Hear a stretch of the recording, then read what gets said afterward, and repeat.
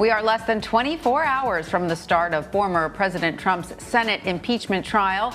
CBS News has learned Senators Schumer and McConnell are closing in on an agreement for the rules for the proceedings. It would include a debate and vote tomorrow on the constitutionality of the trial. Then starting Wednesday at noon, there would be 16 hours per side for presentations. Mr. Trump is charged with incitement of insurrection for the deadly assault on the U.S. Capitol on January 6th. This is the second time he has been impeached, and he is expected to be acquitted again. In a brief filed today, former President Trump's lawyers argue he was not responsible for the storming of the Capitol because it was planned before his speech. CBS Evening News anchor and managing editor Norah O'Donnell asked President Biden about the upcoming trial in an exclusive interview. Here's what he had to say about it. If you were still a senator, would you vote to convict him? Look, I ran like hell to defeat him because I thought he was unfit to be president. I've watched what everybody else watched, what happened when that crew invaded the United States Congress. But I'm not in the Senate now. I'll let the Senate make that decision. And for more on this, I want to bring in CBS News political analyst Leslie Sanchez. Hi, Leslie. Great to see you. First off, Hi. What can we expect likewise. from this trial? What can we expect from this trial when it starts tomorrow?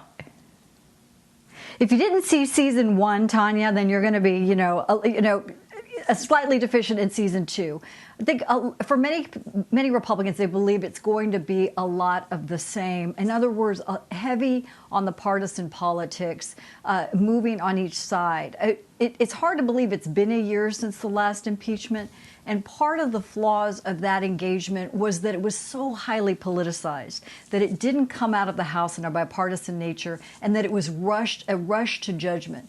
And in many cases, what you're seeing in 2021 is exactly the same. For people that stand on the side and feel that the merits of the impeachment and the trial moving forward are exactly where it should be, then they're not going to change their mind. But there's a significant part of the Republican Party that feels, again, it's politics and demonization of the president as usual, and they don't see it really having a long-term political effect, especially after the decision is decided. And do we have a sense at this point what the main arguments will be from both House impeachment managers and former President Trump's legal team? Well, what's interesting probably about that question is that you're seeing some movement within the Trump team. Initially, not only with the dismissal of his previous attorneys, but trying to stick to the line that it was a flawed election, that he was unceremoniously removed from office, and that it is without merit. And now you're seeing that pushed aside, and it's on this argument of the First Amendment and his right to free speech. It's his right that he's already been removed from office, as in he's left the office. He's not conceded, but left and is no longer president. So they're shifting sands in terms of what the defense sounds like. But I think, Tanya, what it comes back to is we have to remember it's a political exercise. So we're going to see the same dramatic tone and the severity of what happened on January 6th laid out, I think, very strategically by the Democrats. But the Republicans are going to fall back on the argument about whether or not it's legal to be having this exercise in the first place. So again, speaking at cross purposes, but they can both declare post-trial that they're the victor in some case, or that they handled it with fairness. Right. And Leslie, because a conviction requires 2/3 of the Senate to vote in favor, and that means Democrats would need 17 Republicans joining them, it is unlikely Mr. Trump will be convicted. So is this really a done deal before the trial even begins? Many believe it is, Tanya, in the same way that they believe the first trial. We are in exactly the same situation, and as unfortunate as it is, and America doesn't want to be dragged through that, right? If they agree on anything, they agree on that.